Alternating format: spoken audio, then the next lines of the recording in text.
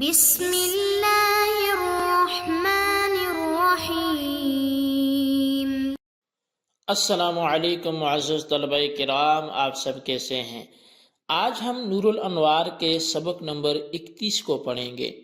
آج کے سبق کا عنوان ہے خاص کی تقسیم کا بیان۔ آج کے ہمارے سبق کی عبارت وہو اما ان یکون خصوص الجنس سے شروع ہوتی ہے۔ آئیے سب سے پہلے عبارت پڑھ کے اس کا ترجمہ کرتے ہیں، اس کے بعد باقاعدہ سبق کی وضاحت کی طرف بڑھتے ہیں۔ مصنف علیہ رحمہ لکھتے ہیں وَهُوَ إِمَّا أَن يَكُونَ خُصُوصَ الْجِنْسِ أَوْ خُصُوصَ النَّوْعِ أَوْ خُصُوصَ الْعَيْنِ، اور وہ یا تو خصوص جنس ہوگا، یا خصوص نوع ہوگا، یا خصوص عین ہوگا۔ تقسیم للخاص بعد بیان تعریفہ، یہ خاص کی تقسیم شروع ہو رہی ہے خاص کی تعریف کو بیان کرنے کے بعد۔ ای الخصوص الذی یفہم فی ضمن الخاص اما ان یکون خصوص الجنس او خصوص النوع او خصوص العین، آگے عبارت میں آتا ہے۔ تو فرمایا کہ یعنی کہ وہ خصوص جو خاص کی ضمن میں سمجھا جا رہا ہے، یا تو وہ خصوص جنس ہوگا، یا خصوص نوع ہوگا، یا خصوص عین ہوگا۔ اچھا، اگر خصوص جنس ہو تو بِأَن يَكُونَ جِنسُهُ خاصًا بِحَسْبِ الْمَعْنَى وَإِن يَكُنْ مَا صَدَقَ عَلَيْهِ مُتَعَدِّدًا، تو خصوص جنس ہوگا اگر خاص کی ضمن میں جو چیز سمجھی جا رہی ہے وہ خصوص اگر خصوص جنس ہو تو بائیں طور پر کہ اس کی جنس معنی کے اعتبار سے خاص ہو، اگرچہ وہ مصداق کے اعتبار سے متعدد ہو، یا خصوص نوع ہو تو اسی طریقے پر ہو علی ہذہ الوتیرۃ، یا پھر خصوص عین ہو تو مطلب ای الشخص المعین، کہ وہ ایک معین شخص ہو۔ وَهَذَا أَخَصُّ الْخَاصِ، اور یہ اخص الخاص قسم ہے، خاصوں میں سے بھی خاص۔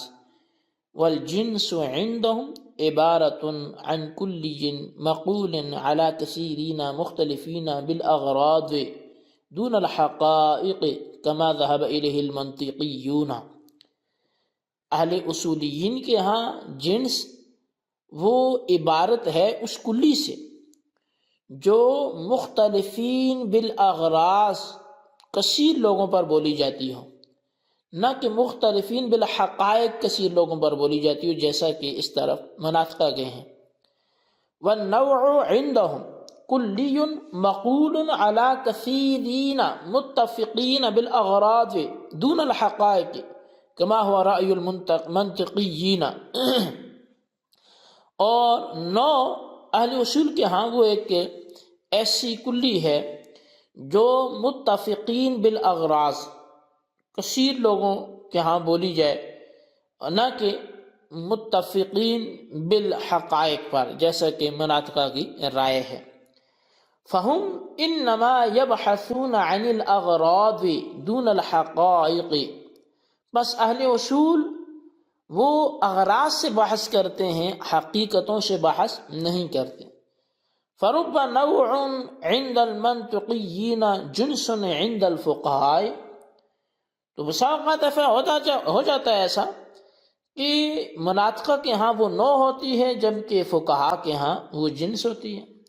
کما یظہر عن الامثلۃ التي ذکرها بقولہ کانسان ورجل وزید، جیسا کہ ان مثالوں سے یہ بات ظاہر ہے کہ جن کا ذکر ماتن نے بذات خود اپنے اس قول سے کیا، جیسے انسان، مرد، زید۔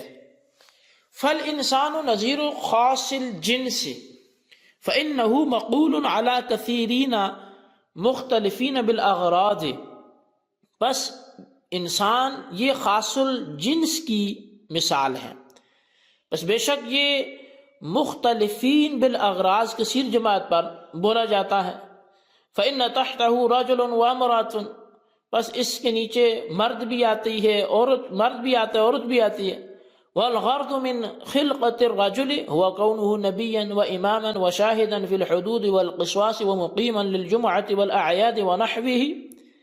بس مرد کو تخلیق کرنے کی جو اغراض ہیں وہ اس کا نبی ہونا، امام ہونا، شاہد فی الحدود والقصاص ہونا، حدود و قصاص میں گواہ ہونا، اور جمعہ اور عیدوں کو اور اس کی مثل دیگر کئی جو شرعی امور ان کو قائم کرنے والا ہونا، یہ غرض ہے۔ والغرض من المرأة كونها مستفرشة آتية بالولد مدبرة للحوائج البيت وغير ذلك۔ اور عورت کی تخلیق کی غرض اس کا مرد کے لیے فراش ہونا، اس کو بچہ لانے والی ہونا، گھر کے کام کاج میں نظم و ضبط کا ہونا، اس کے علاوہ اس کی کام ہے، اس کے اغراض یہ ہیں۔ والرجل نظیر خاص النوع۔ اچھا، یہ تو انسان کی مثال تھی جو خاص الجنس کی مثال تھی، اور رجل یہ خاص النوع کی مثال ہے۔ فإنه مقول على كثيرين متفقين بالأغراض۔ بس بے شک یہ رجل ایسی کلی ہے جو متفقین بالاغراض کثیر لوگوں پر بولی جاتی ہے۔ فإن أفراد الرجال كلهم سواء في الغرض۔ بس بے شک جو رجال کے افراد ہیں وہ سارے کے سارے غرض میں برابر ہیں، ان میں کوئی اونچ نیچ نہیں ہے۔ وزید النظیر خاص العین۔ اور زید جو ہے یہ خاص العین کی مثال ہے۔ فإنه شخص معین لا يحتمل الشرکۃ الا بتعدد الاوضاع۔ بس بے شک یہ ایک ایسا متعین شخص ہے جو شرکت کا احتمال نہیں رکھتا مگر تعدد اوضاع کے ساتھ۔ جی طلبہ کرام، یہ ہمارے آج کے سبق کی عبارت اور اس کا ترجمہ تھا۔ اب آئیے اس کی وضاحت جو ہلکی پھلکی ہوتی ہے رہتی ہے وہ بھی کر لیتے ہیں۔ صاحب نور الانوار کہتے ہیں وہو اما یکون میں ہوا ضمیر کا مرجع وہ خصوص ہے جس پر سابق میں مذکور لفظ سے خاص دلالت کرتا ہے۔ وہ مصنف خاص کی تعریف کے بعد اس کی تقسیم کر رہے ہیں، چنانچہ فرماتے ہیں کہ خصوص کی 3 قسمیں ہیں۔ خصوص جنس یعنی معنی کے اعتبار سے اس کی جنس خاص ہو اگرچہ اس کا مصداق متعدد ہو۔ خصوص نوع یعنی معنی کے اعتبار سے اس کی نوع خاص ہو اگرچہ اس کا مصداق متعدد ہو۔ خصوص عین یعنی معین شخص ہو۔ یہ تیسری قسم اخص الخاص کہلاتی ہے۔ شارح فرماتے ہیں کہ اصولیین اور مناطقہ کے درمیان جنس اور نوع کی تعریف میں قدر اختلاف ہے، اور وجہ اختلاف یہ ہے کہ اصولیین اغراض و مقاصد سے بحث کرتے ہیں اور مناطقہ حقائق سے بحث کرتے ہیں، کیونکہ اہل اصول کا مقصد احکام کی معرفت ہوتا ہے اور مناطقہ کا مقصود حقائق کی معرفت ہوتا ہے۔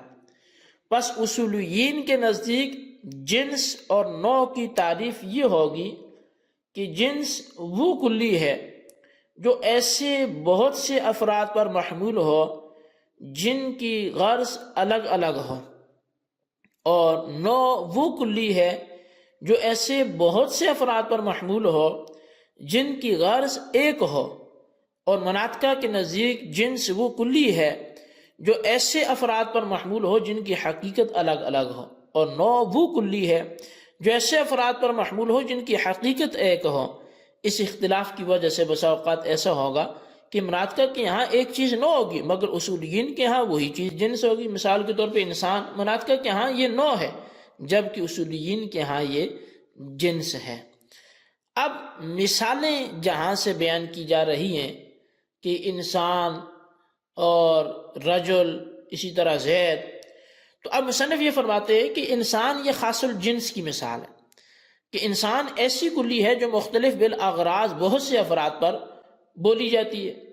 چنانچہ انسان کے تحت مرد، عورت اور ہر ایک کی پیدائش کا مقصد جدا جدا ہے۔ مرد کی پیدائش کا مقصد وہ نبی ہو، امام ہو، حدود قصاص میں گواہی دینے والا ہو، جمع دین قائم کرنے والا ہو، دوسروں پہ احکام نافذ کرنے والا ہو۔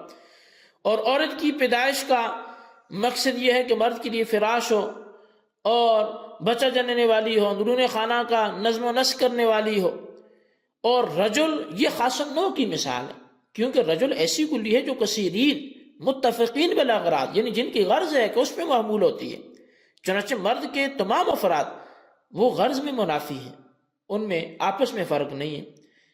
اور پھر تیسری جو مثال دی وہ زید کی دی۔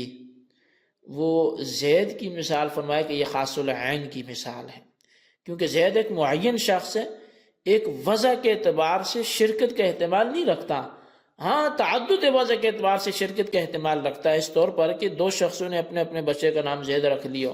تو بہرحال یہ ہمارے آج کے سبق کا مفہوم تھا، خاص کی تقسیم گویا بیان کی گئی۔ تو اس سبق کو اپنے انداز سے خلاصتاً رجسٹر پہ نوٹ کریں، بالخصوص ان سوالات کے جوابات ہیں۔ سوال نمبر 1 یہ ہے کہ خصوص الجنس کی مثال بیان کریں، اور سوال نمبر 2 یہ ہے کہ زید خاص کی اقسام میں سے کس کی مثال ہے، انطباق کریں۔ اللہ تبارک و تعالیٰ سے دعا ہے جو کچھ ہم نے پڑھا سنا اسے یاد رکھنے کی توفیق نصیب فرمائے، آمین بجاہ النبی الامین صلی اللہ علیہ وسلم۔